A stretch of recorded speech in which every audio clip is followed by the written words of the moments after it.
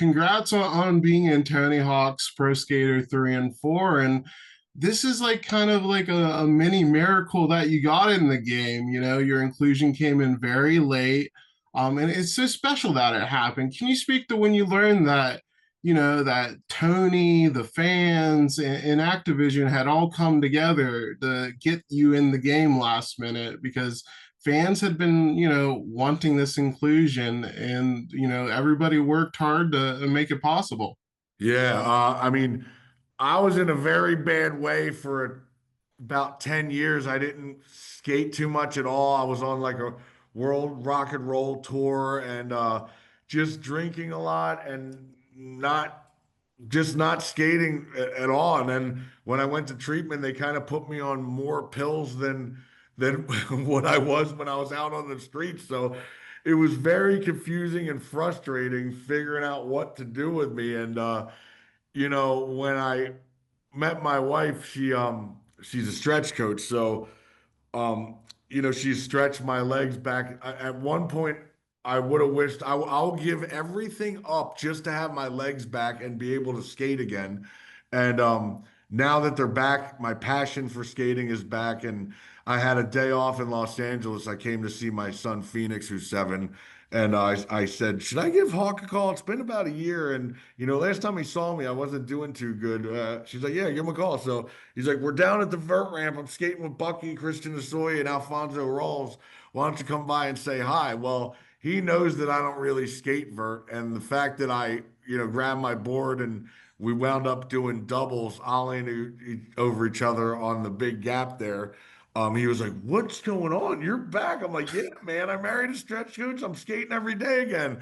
He's like, "Wow, Bam's back." So, you know, uh, without any intention on even thinking that I would be in the game, he made a phone call to Activision, knowing that there was a very strict deadline, and pulled a hell of a lot of strings to make it happen. Yeah. Yeah, it's incredible. And I've been playing as you in the game. It's super fun. And Cool. as you mentioned, it's great seeing you back on the skateboard recently. And there's the skate video inside the game, which has some recent footage of you. That was really cool to see. What has it meant for you to be back skating, and especially to be embraced by that community? Because that's almost like a support system of its own. Completely. I mean, skateboarding is what got me to where I was with everything, including Jackass and going on Jimmy Kimmel and, Jimmy Fallon and all these talk shows and getting all these cool right guard commercials and whatever, hosting the VH1 Rock Honors. It all stemmed from skateboarding. And, you know, to hear from a doctor in 2013 that they declared my legs as dry rotted rubber bands from alcohol abuse really made me lose a lot of hope on even thinking I could get them back. But now that they are back, I'm not going to take that for granted, and I make it a goal to skate every single day, and I can't come home unless I get a trick done. And from that, all these cool things have been coming. So as long as I keep skateboarding and love what I'm doing, then all other cool things happen from there. So it's really good to um take a 10-year break when that's all I really wanted to do is get back on the board. But I was too at one point, I you might not believe me, I was over 250 pounds. I was on 18 different medications that I was forced to take under a contract that if I didn't take, then I would be losing out on a lot of money and not being involved in a movie that I wanted to be in, because I pretty much helped invent it to the fullest. And all these pills led to side effects of hair loss, weight gain, stiff muscles, erectile dysfunction, suicidal tendencies. And I pretty much had all of those things happen. And I felt so hopeless and doomed that, I just stopped taking all that stuff cold turkey. And I realized that skateboarding is my medication. I don't need any of that stuff. And now my balance is back, my muscle memory's back, and I'm just happy to be back on the board. It's remarkable. I love seeing you doing better, and it's great that you're in this game because three was your first Tony Hawk game that you were in, and you've been a staple of the series since then. What has it meant to you to be in this series? Because this really put, took skating to another level, and fans love these games. I'm sure, like during signings and stuff, people are bringing them to you all the time. Oh yeah, at the Comic-Con signings, pretty much almost every person has the Tony Hawk game that they want me to sign, and they always tell me that I was the only character that they played in the game. And I think that, I heard through the grapevine that, they were getting a lot of heat saying, like, yo, you better put Bam in this game, man. Because if you don't, then I'm going to contemplate getting it. So everything worked out really well. And I'm just happy to be in it. It really puts skateboarders on the map of people that don't skate. When they find out that you're in that game, it like defines you as a legit pro skateboarder. I mean, you say the name Tony Hawk and the 80-year-old grandma will know that name. You say the name Jamie Foy, they wouldn't know so much, but now that he's in the game, they might just know his name now. You got to be a diehard skater to pay attention to all the good skateboarders that are out right now. Yeah, that's a great point, and it's been really cool seeing this rollout because Activision's been having these big events.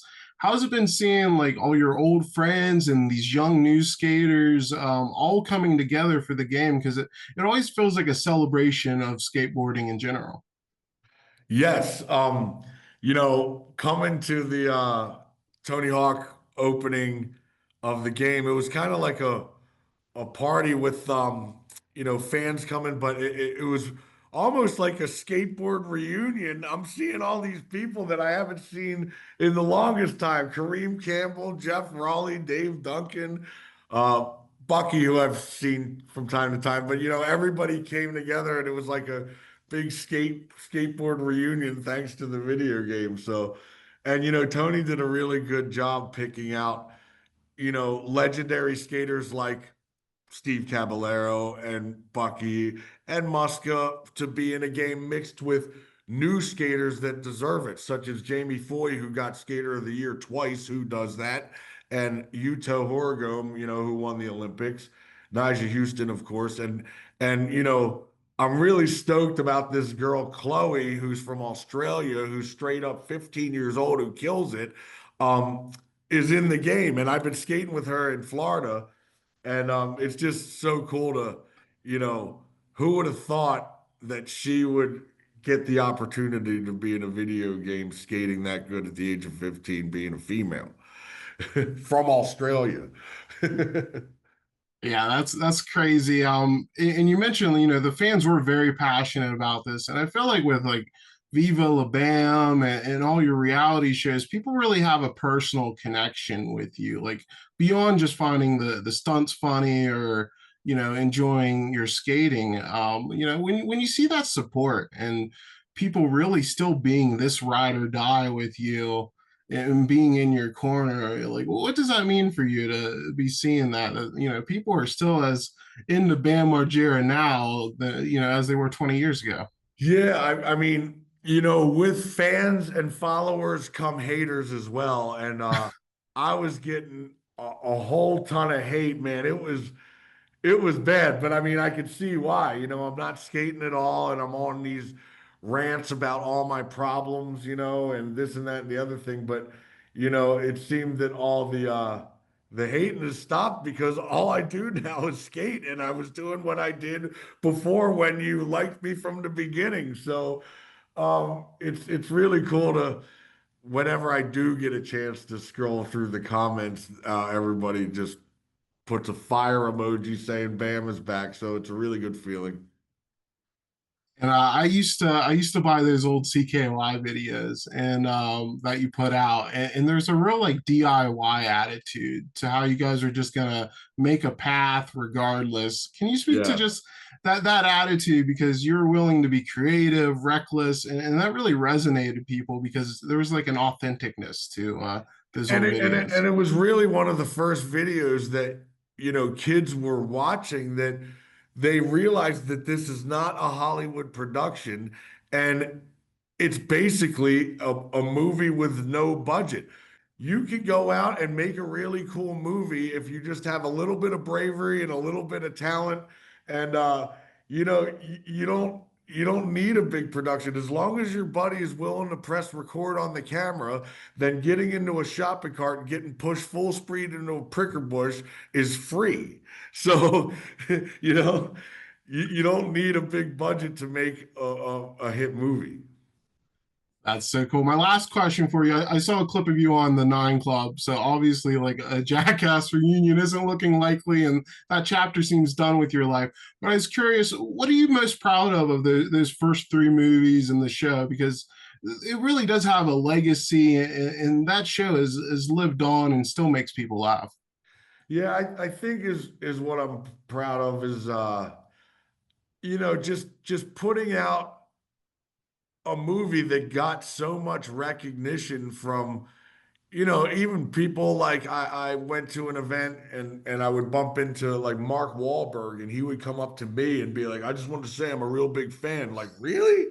That's crazy, like and just the people that have seen Jackass and it just really had a such a big following that it put a lot of us on the map. There's a lot of people that do what we do, and nobody's ever going to hear of them because they're just not followers of that. But Jackass, you're going to flick channels eventually and wind up seeing it, and you're going to tune into it eventually.